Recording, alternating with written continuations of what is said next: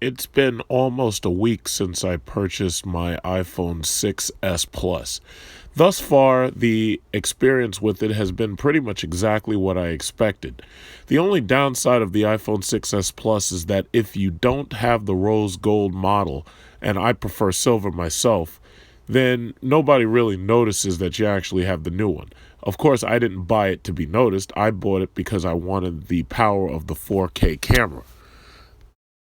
3D touch and the selfie flash have been some of the major talked about features.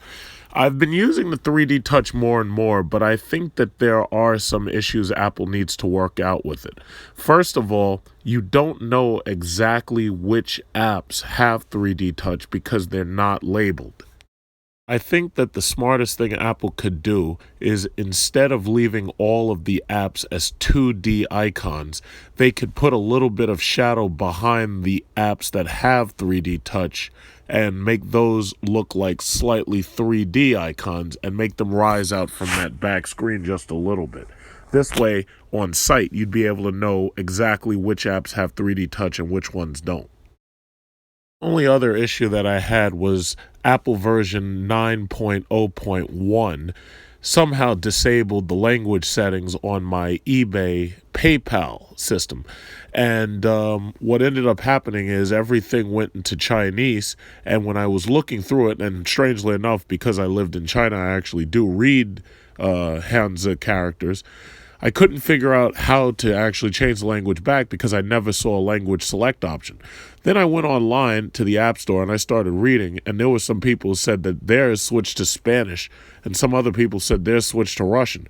So I guess iOS 9 itself kind of interferes with the language options on some apps.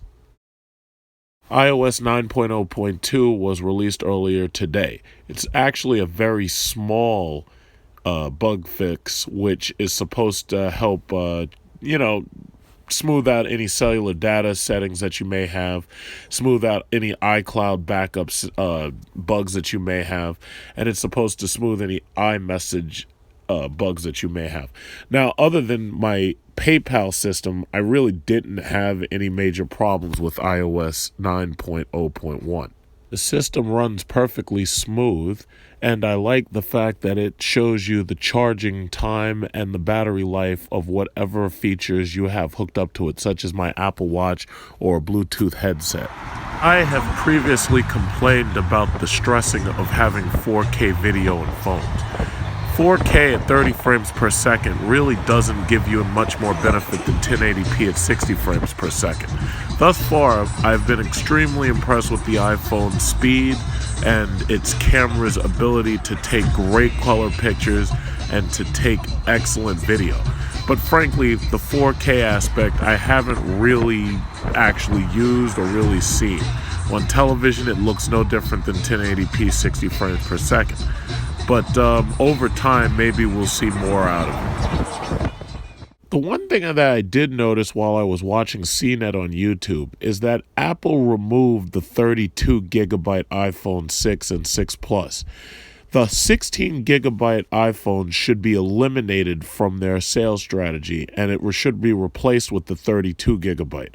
The 16 gigabytes main problem is that it's just too small. The software of iOS and the backups of contacts can easily take up more than 8 gigabytes all by itself before you factor in pictures, songs, or videos that are stored on the phone.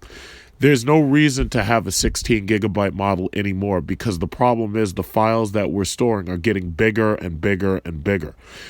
I have to wonder who at Apple decided that it would be a good idea to take the 32 gigabyte out of manufacturing right now.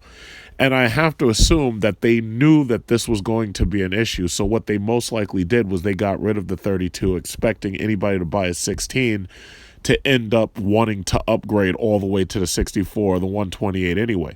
The 32 should be the minimum that the iPhone 6 and 6 Plus come in, or the 6S and 6 Plus come in. And they should go up to 128, obviously, but that really needs to be the middle. What they ultimately need is a 256 or a 512. Most likely when the iPhone 7 is released, a 256 will accompany the storage options.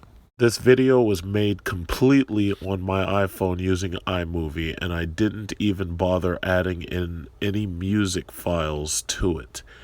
It's just something that a Galaxy phone or your typical Android phone could never do, and that's the reason why I'm sold on iPhone year over year, despite the fact that they always point out on the CNET videos that the iPhone doesn't have as much pixels per inch as the Galaxy, this, that, and the other, whatever.